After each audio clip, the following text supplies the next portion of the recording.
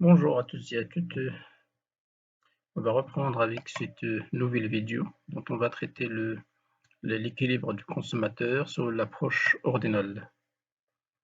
Alors avant de commencer, on va faire un petit rappel par rapport aux limites de l'approche cardinale. En fait, la limite principale de l'approche cardinale, c'est bien évidemment c'est la question de la mesure, c'est-à-dire les consommateurs ne peuvent pas mesurer avec précision l'utilité de chaque panier consommé.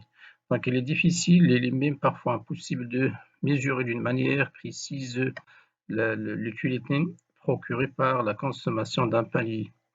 Donc autrement, les consommateurs cherchent bien évidemment à faire à classer leur panier par ordre de préférence, c'est-à-dire autrement l'objectif du consommateur est de déterminer le panier préféré à tous les autres et non pas de mesurer les écarts, c'est-à-dire l'objectif essentiel du consommateur, c'est de dire que qu'il préfère, c'est-à-dire de faire cet ordre de préférence entre les paniers et de dire que, par exemple, il préfère, il préfère par exemple A sur B ou bien B sur C, ainsi de suite. C'est ça le plus important et non pas l'écart, c'est-à-dire de combien, par exemple, l'utilité de A est supérieure à celle de B. Ça n'a pas de sens pour le consommateur. Son objectif, c'est bien sûr c'est de déterminer le panier préféré sur les autres et de faire son choix.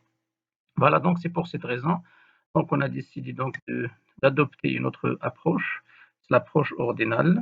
En fait, cette approche elle est fondée sur un certain nombre de postulats, un certain nombre d'hypothèses. Donc ces hypothèses, donc pour qu'un individu soit en mesure de tirer les choix possibles et de définir un ordre de préférence pour que le consommateur soit en mesure de ça, donc il suffit de quoi que deux conditions essentielles soient réunies. Donc ces conditions, la première, c'est que par exemple, entre deux paniers, le panier A et le panier B, elle doit déterminer soit qu'elle préfère A sur B, B sur A, ou bien elle est indifférente. C'est-à-dire qu'il n'y a que trois scénarios dans son choix entre A et B. Soit elle préfère A sur B, B sur A, ou bien il est indifférent pour lui, c'est pareil, c'est la même chose. Deuxième des choses, donc ces choix doivent être transitifs, c'est-à-dire s'il préfère A sur B et B sur C, donc automatiquement, il préfère A sur C.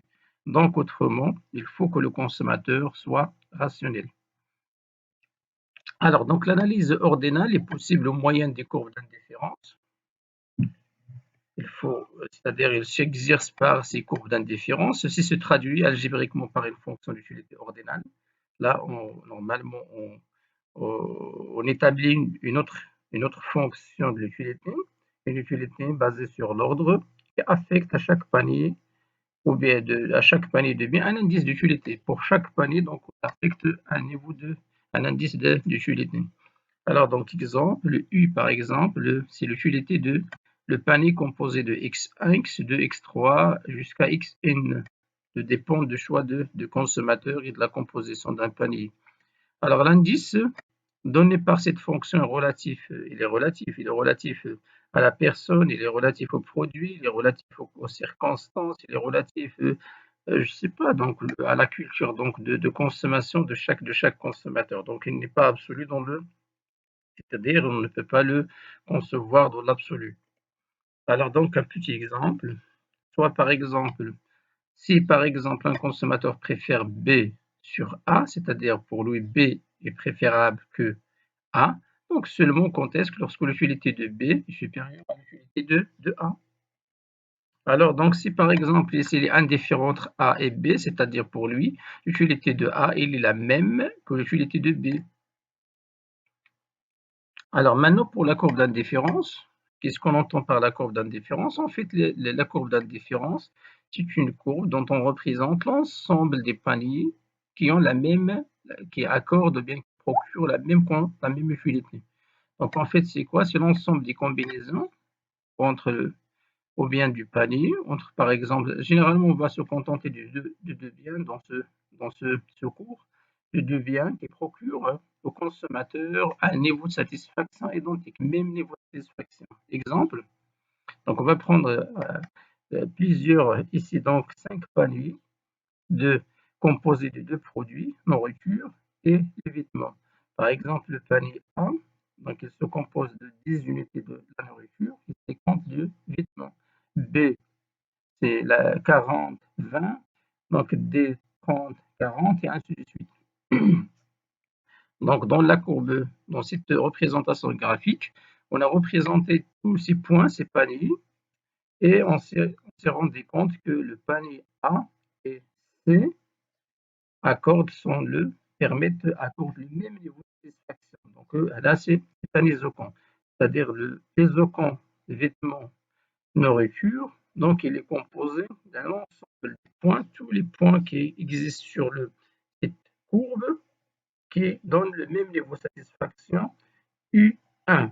Donc, on a dans cet exemple A et C, ce sont parmi les points, d'accord, ou bien les combinaisons qui permettent et procurent le même niveau de satisfaction U1 à ce consommateur. Alors, donc, regardez, D, il est un peu loin de A et de C. D'accord? Donc, comme ça, qu'est-ce qu'on dit? A et C procurent même utilité parce que se trouvent sur la même courbe d'indifférence.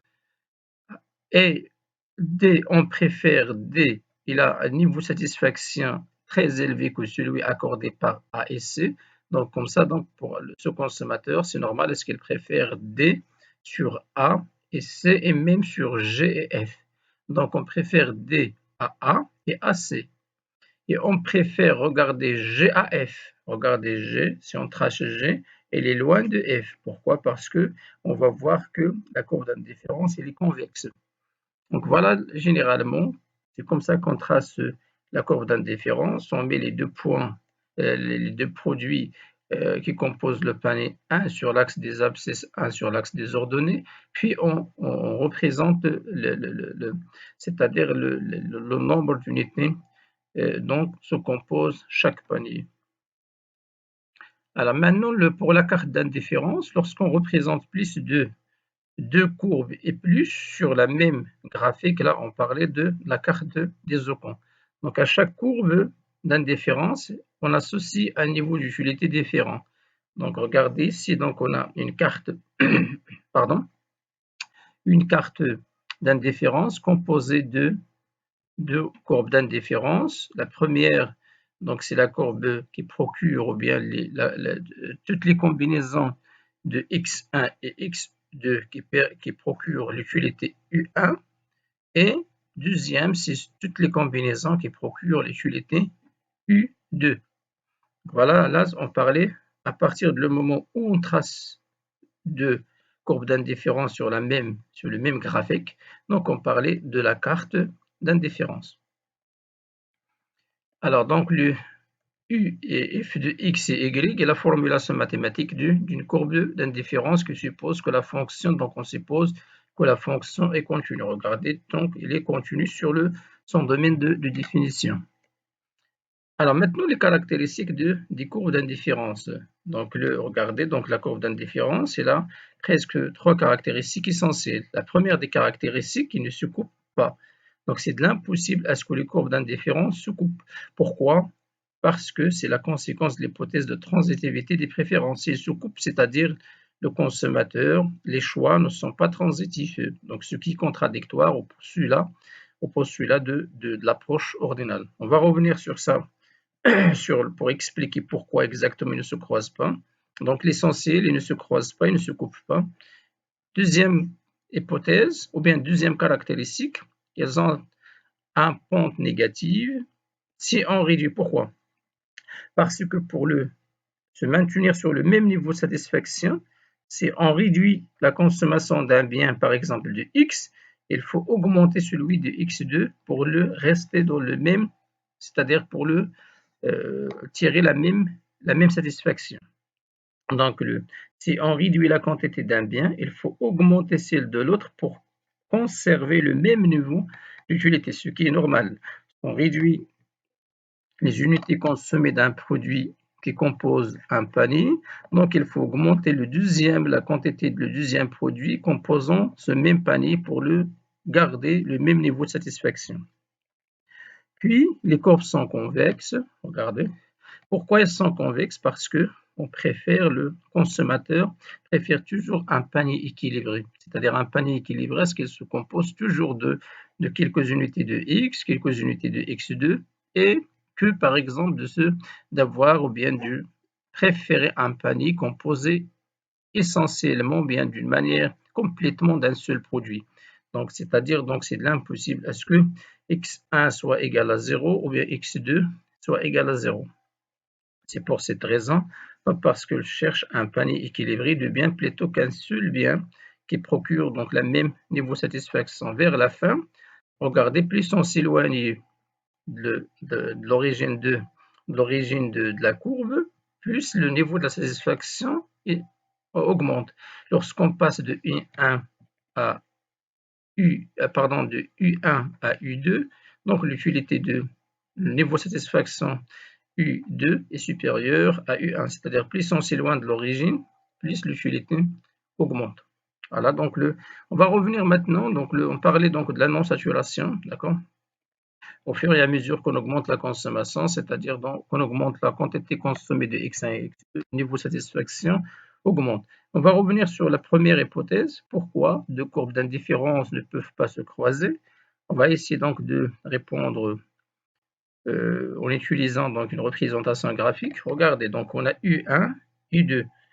Imaginez-vous donc lorsqu'elles se croisent, par exemple, si elles se croisent au point A. C'est-à-dire on a l'utilité de A est égale à l'utilité de B. Pourquoi? Parce que se trouve sur la même courbe d'indifférence U1. Donc, l'utilité de A, elle est la même que B parce que le consommateur est indifférent entre A et B. Regardez, même chose pour U2.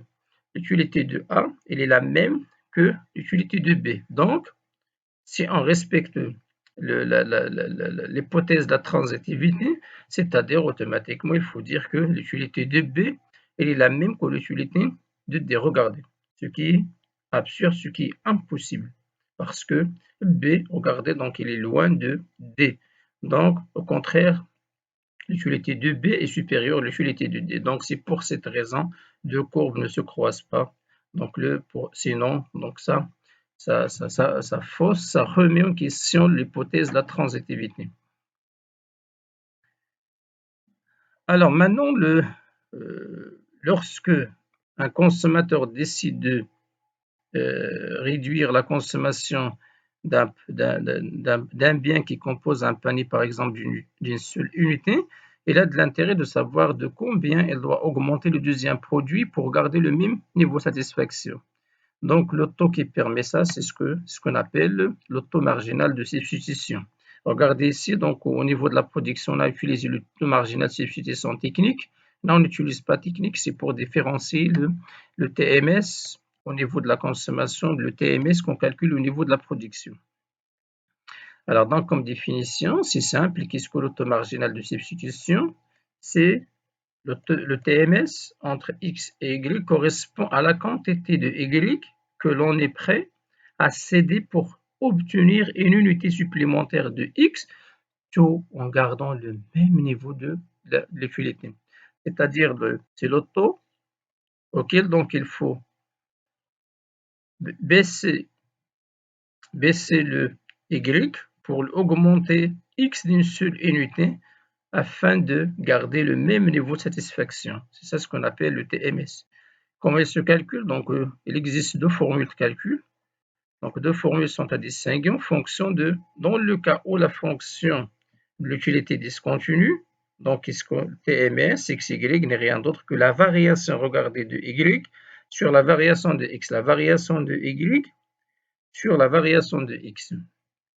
Lorsque la fonction est continue, exprimée surtout d'une façon mathématique, donc le TMS n'est rien d'autre que la dérivée première de x sur la dérivée première de y, autrement l'utilité marginale de x sur l'utilité marginale de y.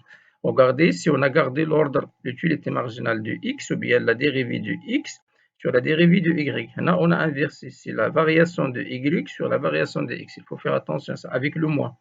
Moins, pourquoi? Parce que le taux il est toujours positif. Donc, pour que le taux soit positif, il faut un moins. Pourquoi? Parce que lorsque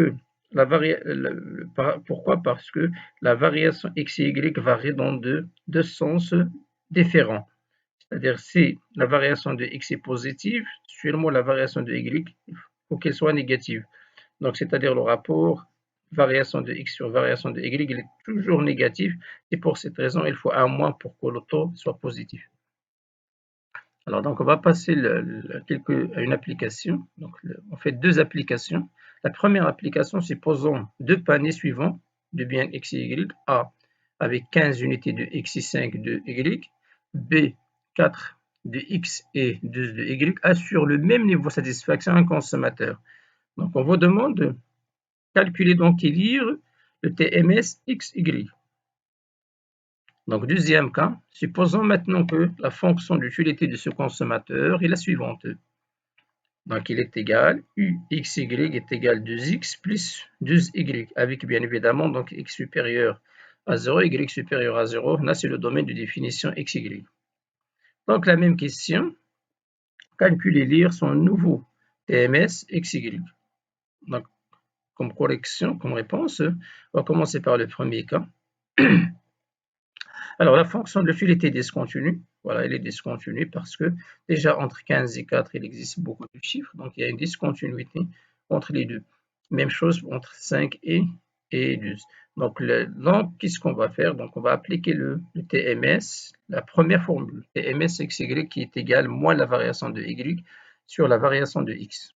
Alors, donc, application numérique, moins la variation de y, c'est moins la variation de y, c'est 12 moins 5, qui est égal à moins 7. D'accord? 2, 7. Avec ce moins, c'est moins 7.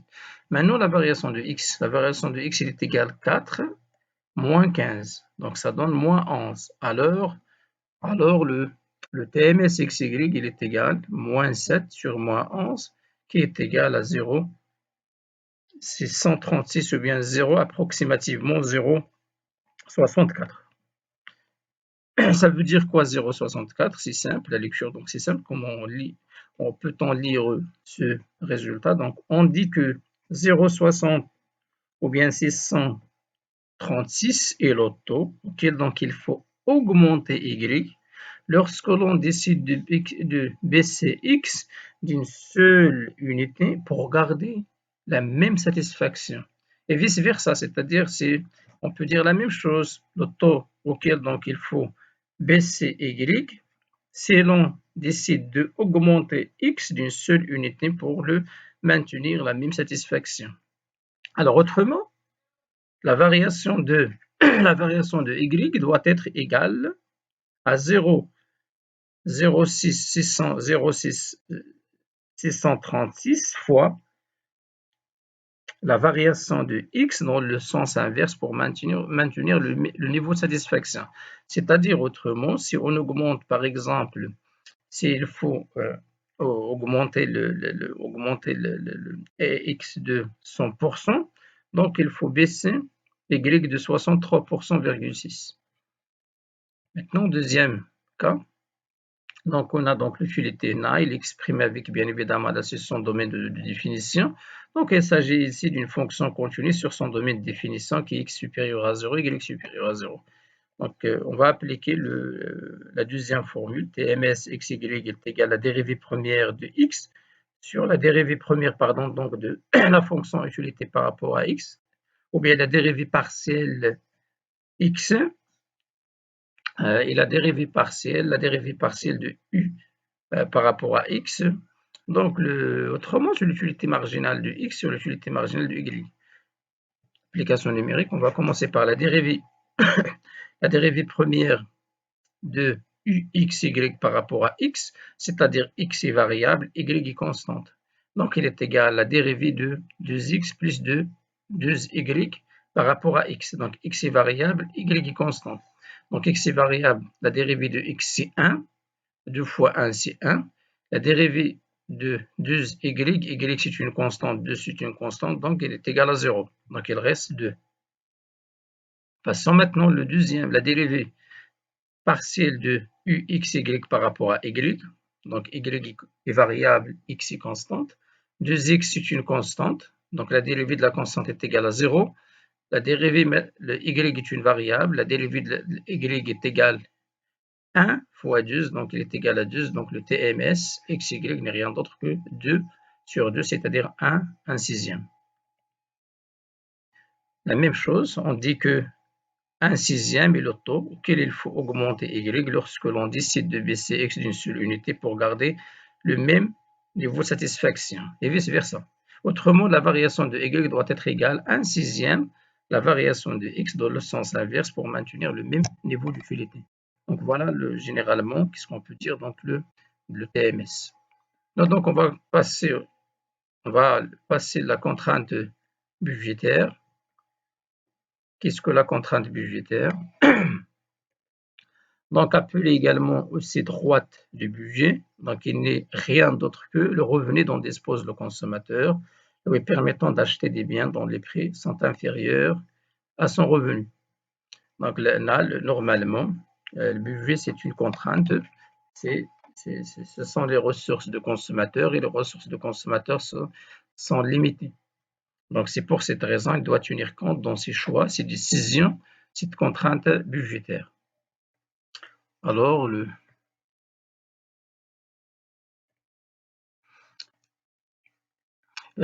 l'agent économique considère donc le budget comme étant une contrainte, ce qui place les produits dans une situation concurrentielle, c'est-à-dire les produits se trouvent dans la concurrence parce que le consommateur cherche toujours à épuiser son budget donc, et maximiser bien évidemment donc, son utilité. Voilà, donc c'est vrai, donc il n'a pas beaucoup de marge de manœuvre, c'est pour cette raison il doit tenir compte en considération son budget comme étant une contrainte. Alors, l'équation de la droite budgétaire, c'est simple. Voilà, elle se détermine selon l'égalité emploi-ressources. Ressources, c'est le revenu. L'emploi, ce sont les paniers consommés. Alors, soit les biens X et Y, donc avec P de X et P de Y, les prix respectifs de ces biens. Donc, R n'est rien d'autre, c'est le revenu qui est égal à la quantité de X fois son prix, plus la quantité de Y fois le prix de Y de chaque unité. Avec R, bien évidemment, c'est le revenu de consommateur. Un petit exemple, soit un consommateur qui a un budget de 80 dirhams par exemple. Donc, avec le prix du bien X, c'est un dirham, prix du bien Y, c'est 2 dirhams. Donc, sa contrainte budgétaire, il est égal à 80, égale X, la quantité de X fois 1 dirham, c'est-à-dire X, et 2 dirhams fois la quantité de Y, c'est 2 Y. Voilà, donc pour tracer la droite budgétaire, il suffit de prendre deux points extrêmes, c'est-à-dire donc soit donner à x 0 et trouver y, ou donner à y 0 et trouver x. Donc x égale à 0 implique que 80 est égal à 2y, c'est-à-dire y est égal à 80 sur 2, c'est-à-dire 40. Y est égal à 0 implique, y est égal à 0 implique que x est égal à 80.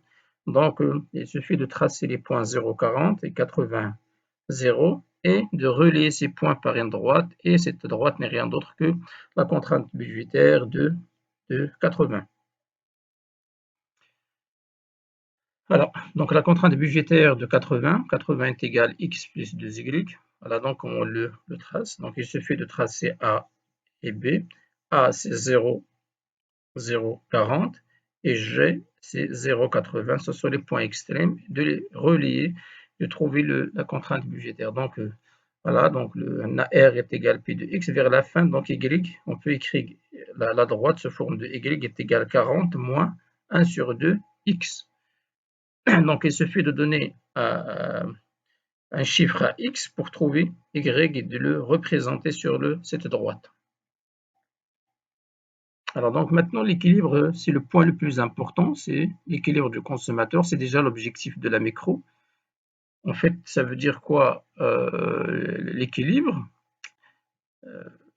En fait, c'est une situation qui correspond au panier optimal X étoile, Y étoile. Autrement, celui qui permet de maximiser la satisfaction tirée par un consommateur d'un panier consommé, tout en respectant la contrainte budgétaire, c'est-à-dire atteindre cet objectif de la maximisation de la satisfaction sous la contrainte budgétaire, c'est-à-dire sous la contrainte de revenus. Alors graphiquement, la meilleure combinaison doit se situer où? Entre les deux. Doit se situer d'abord sur la droite du budget et en même temps sur la droite d'un défi accessible la plus élevée possible. Accessible qui est normalement possible par le revenu. Donc, mais la plus élevée possible parce que, rappelez-vous, donc, on a dit parmi les caractéristiques de la courbe d'indifférence, lorsqu'on s'éloigne de l'origine, bien sûr, donc l'utilité augmente. Donc voilà donc une représentation graphique de la courbe d'Isocon, de la courbe d'indifférence U de par exemple. Là c'est de la contrainte budgétaire qu'on a tracée de 80 est égal x plus 2y. Donc là c'est le point A. Le point A est optimum parce que c'est de la tangence entre la courbe d'indifférence et la droite budgétaire. Regardez donc au niveau on a donc la pente de cette droite, c'est px sur py qui est égal à 0. 5, mais 1, le prix de x sur le prix de y, c'est la pente de cette droite budgétaire. Et on sait donc le panier, regardez, c'était ms xy de la tangente de la courbe d'indifférence, elle est égale à 0,5. D'accord, donc il est égal donc 20 sur 40. 20, c'est la différence entre 0 et 20, et 40, c'est la différence entre 40 et 0. Donc, est égal. Donc, ici, regardez. Donc, on a TMS X, Y, il est égal la pente au niveau de quoi? De ce point A. Alors, le panier A appartient à la contrainte budgétaire, oui. Voilà. Et se situe également sur la courbe d'indifférence U2, disponible la plus éloignée possible. C'est donc à Darwa, c'est le panier optimal. Donc le panier optimal graphiquement, c'est le point de tangence donc, entre la courbe d'indifférence et la droite budgétaire. Voilà le point optimal. Maintenant, mathématiquement ou algébriquement, alors donc quelles sont les propriétés du panier optimal? Donc la pente de la droite budgétaire affiche la même pente que la tangente de la courbe la tangente à la courbe d'indifférence. Donc nous savons que donc la pente de la droite est à px sur py, et la pente de la tangente à la pente de la tangente à la courbe d'indifférence c'était msy, donc elles sont égales. Donc la condition de l'équilibre maintenant, donc l'équilibre se réalise pardon, lorsque à l'équilibre, donc il faut deux conditions. Tms xy qui est égal px, il faut qu'elle soit égale px sur py. Maintenant, la pente à la tangente, il faut qu'elle soit égale à la pente de la droite budgétaire.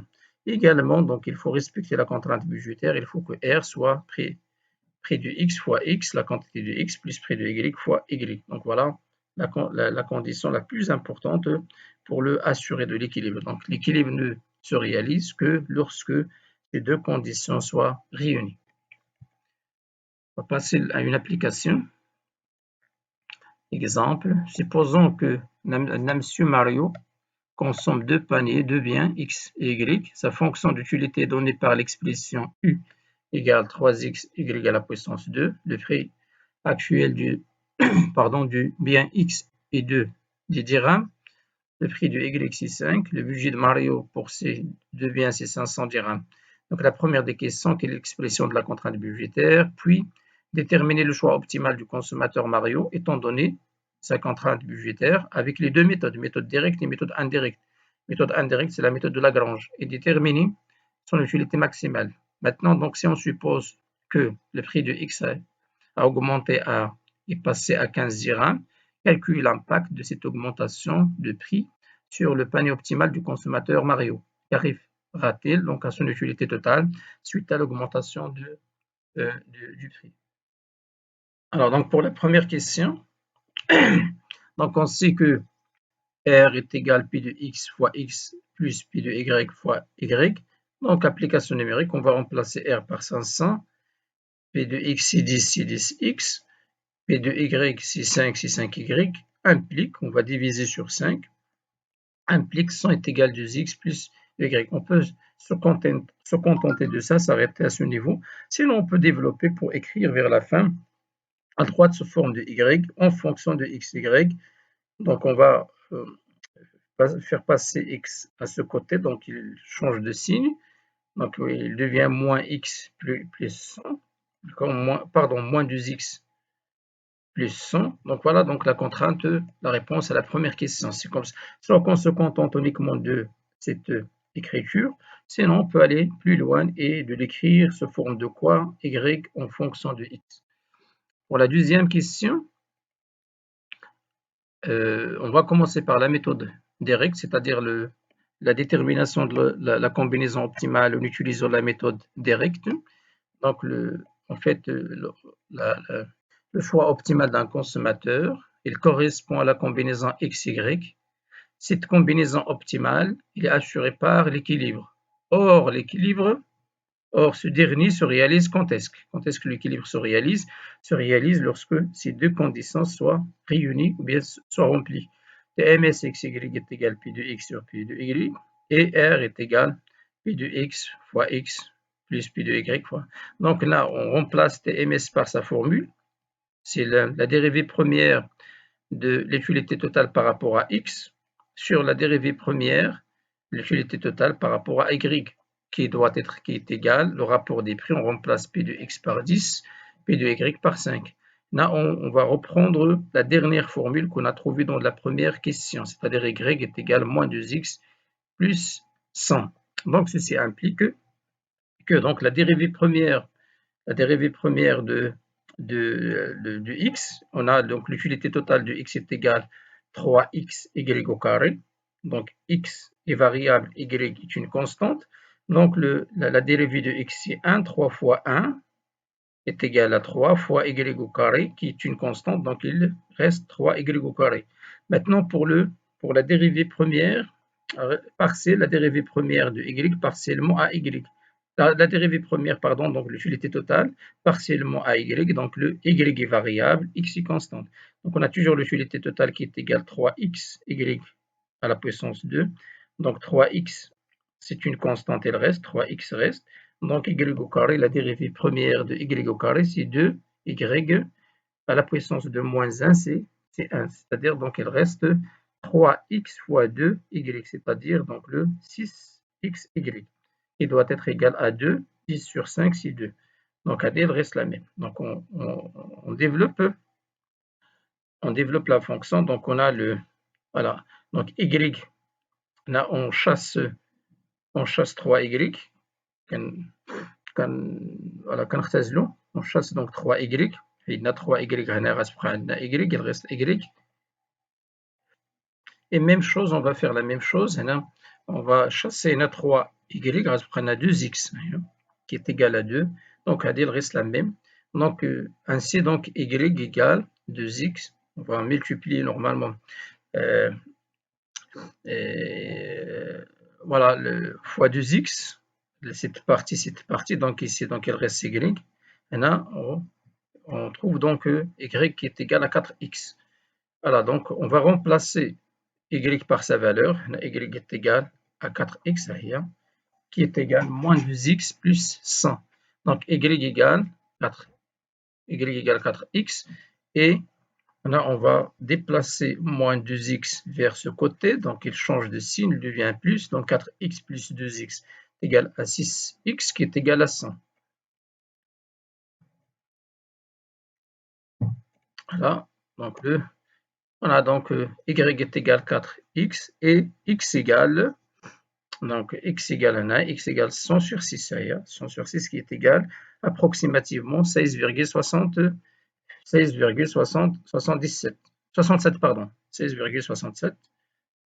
Puis, donc, on va remplacer x par sa valeur au niveau de y, égale 4 fois 100.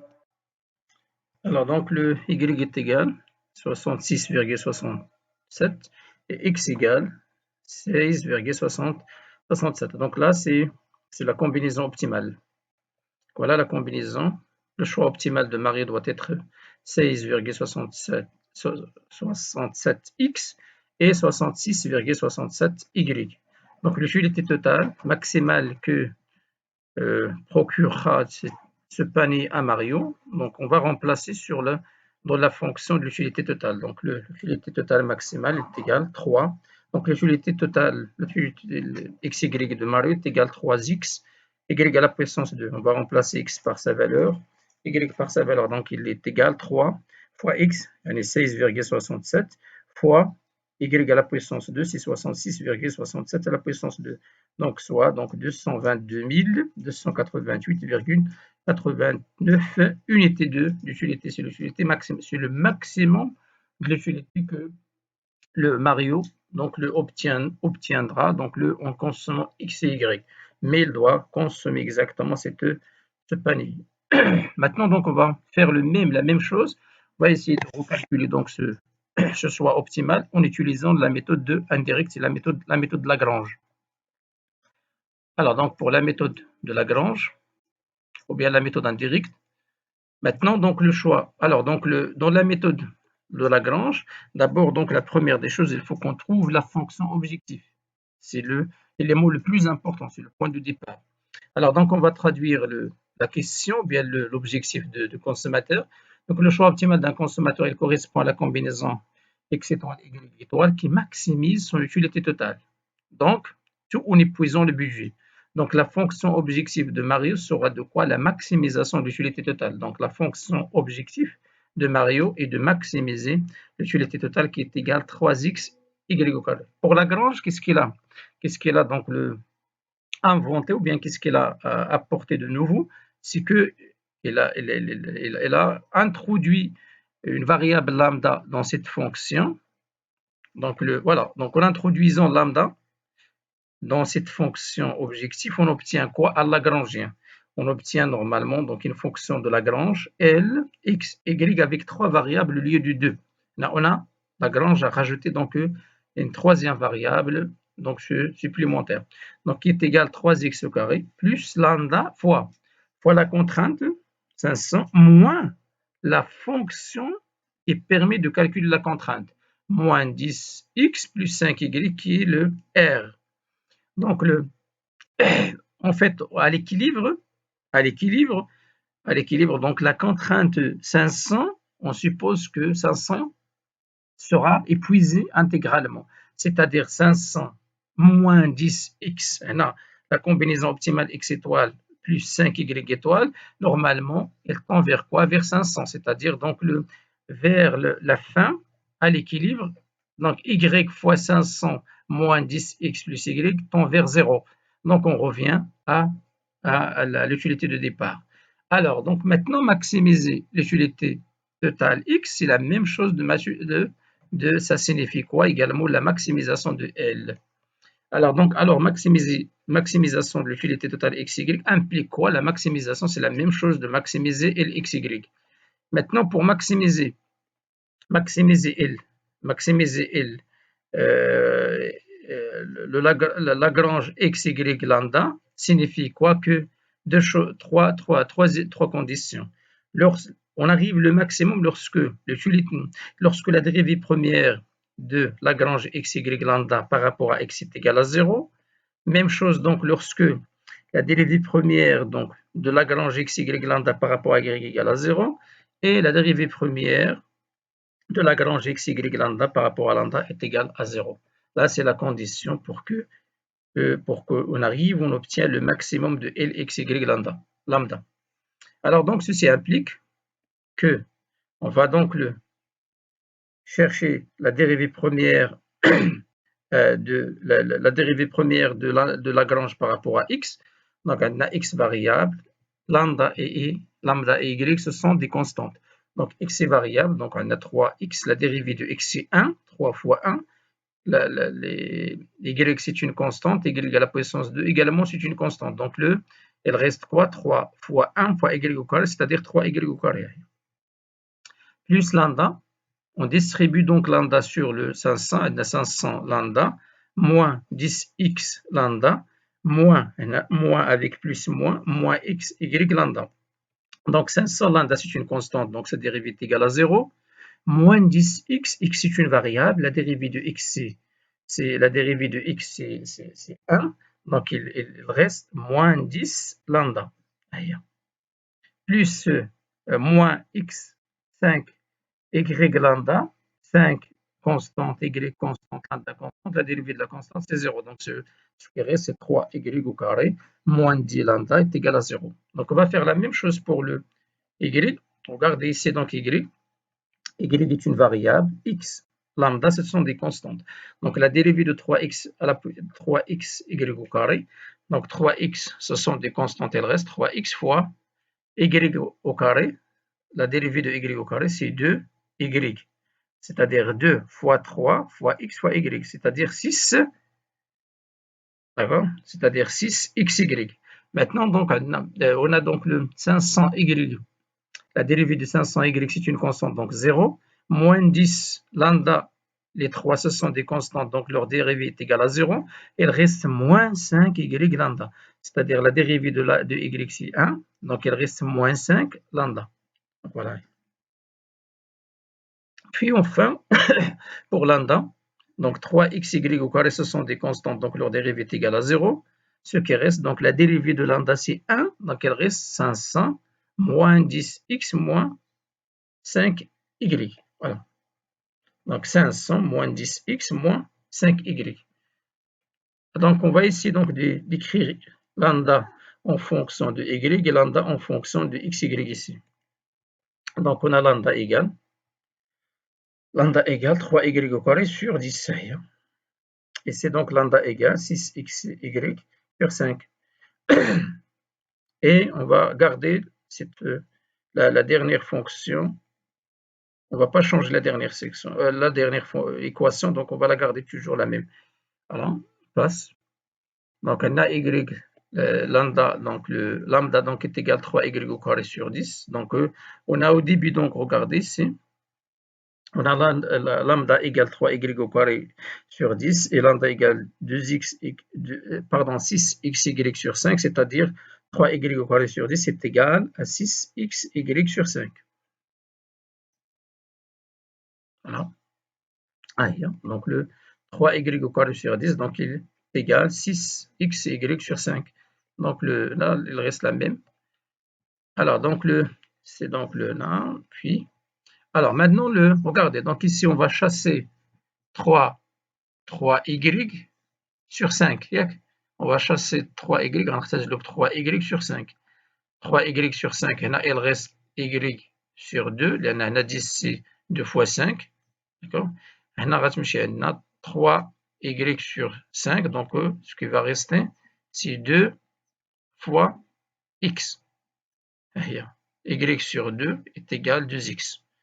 Là, il reste, donc, puis, c'est implique que elle reste la même, donc y est égal, on va multiplier ce côté fois 2, même chose ici, donc on a y est égal 4x, regardez par rapport à la méthode directe, c'est la même relation qu'on a trouvée de la méthode directe, donc y est égal 4x. Donc 500, même chose, donc ça reste la même. Donc on développe, on va remplacer y par sa valeur au niveau de la fonction, la dernière équation. Donc 500 moins 10x moins 5 fois 4x égale à 0. Alors, donc, égal lambda, donc lambda, elle reste la même, elle reste la même. Donc maintenant, 500, on a 500 moins 10x moins 5 fois, c'est-à-dire 20x. Donc, ce qui donne 500 moins, on a 20x, on a moins 10, c'est-à-dire moins 30x. Donc, ceci donne quoi? On a x est égal 500 sur le 30. 500 sur 30, c'est 16,66. C'est le même résultat qu'on a trouvé en utilisant la méthode directe. On va remplacer au niveau de y. Y fois est égal 4 fois 16,67, ce qui donne 66, on va remplacer au niveau de lambda 3 fois 6,67 à la puissance 2 sur 10, donc ce qui donne 1333,47. Alors, comme conclusion, même chose, le choix optimal de Marie aussi la même chose.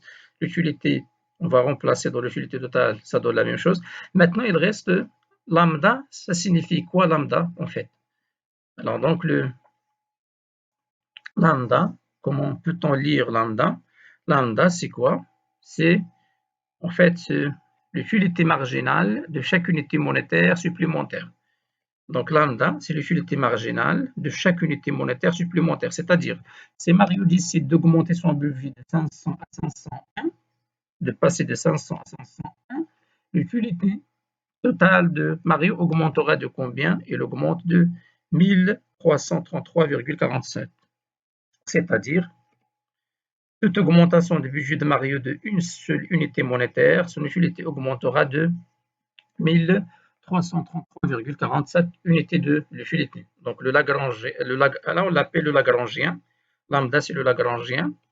Dans ce cas, il signifie l'utilité marginale, de chaque unité monétaire. Pourquoi? Parce que la contrainte ici était de quoi? Était le budget. Si par exemple on vous donne l'utilité totale comme étant une contrainte et on vous demande de chercher le coût minimum dans un autre exercice. Par exemple, si on vous donne comme constante l'utilité, mais on vous demande comme fonction objective de minimiser le coût. Là, donc, la lambda, elle change de signification et elle change également de sens. Au lieu de dire l'utilité marginale, on dit le coût marginal de chaque unité, l'utilité de chaque utilité supplémentaire. Donc, c'est-à-dire lorsque l'utilité augmente l'utilité totale augmente d'une seule unité, le coût marginal, le coût augmente de lambda. Là, c'est voilà, c'est un deuxième scénario. Alors, maintenant, passe la troisième question, le recalcul de panier, c'est-à-dire l'effet de l'augmentation du prix du X sur généralement, on va voir sur deux choses, sur le panier, mais également d'une manière directe sur l'utilité totale. Alors, donc, la méthode, on va se contenter de la méthode directe. En fait, le choix optimal, c'est la même chose d'un consommateur, il correspond à la combinaison XY qui lui assure l'équilibre. Cet équilibre se réalise même chose. Il faut toujours normalement commencer par la condition de l'équilibre, TMS XY, donc là. Il faut qu'il soit égal au rapport des prix de X. Maintenant, la pente à la tangente, il faut qu'il soit la pente de la droite. Et bien sûr, donc l'épuisement, il faut respecter la contrainte budgétaire. Donc on remplace, donc on va remplacer donc prix de X, n'est plus 10, mais maintenant 15 sur 5. Et on a 500 fois 15 au lieu de 10. C'est presque les mêmes calculs, donc on va changer ici, ce qui va changer le prix de X. Donc il est égal, même chose, donc la dérivée première l'utilité totale par rapport à x et sur la dérivée première, l'utilité totale par rapport à y est égale 3y au carré sur 6xy qui doit être égal à 3. Donc là, on divise sur 5. On a 100 est égal à 3x plus y. Donc voilà, on a y. Donc on chasse 3y. Il reste un y sur 2x qui doit être égal à 3. Puis donc, on a le y égale, voilà, moins 3x plus 100. Voilà. Là, on a écrit on a y en fonction de x. Là, on va remplacer, c'est-à-dire, donc ceci implique que y est égal à 6x. On va remplacer y par sa valeur, on a 6. Qui est égal à moins 2x plus 100, y est égal à 6x, donc là, on va déplacer moins 2x vers le deuxième côté, il devient donc plus 2x, 6x plus 2x c'est 8x sur 100, donc le x est égal à 100 sur 8, d'accord, donc voilà, x égale 100 sur 8, qui est égal à 12,5, donc y, on va remplacer au niveau de la fonction de y égale 75. Regardez ici, donc l'effet, lorsque le prix de X a augmenté, donc le consommateur Mario a baissé la consommation de X en passant de 16,67 à 12,5. Mais il a essayé donc de compenser en augmentant relativement la consommation de Y.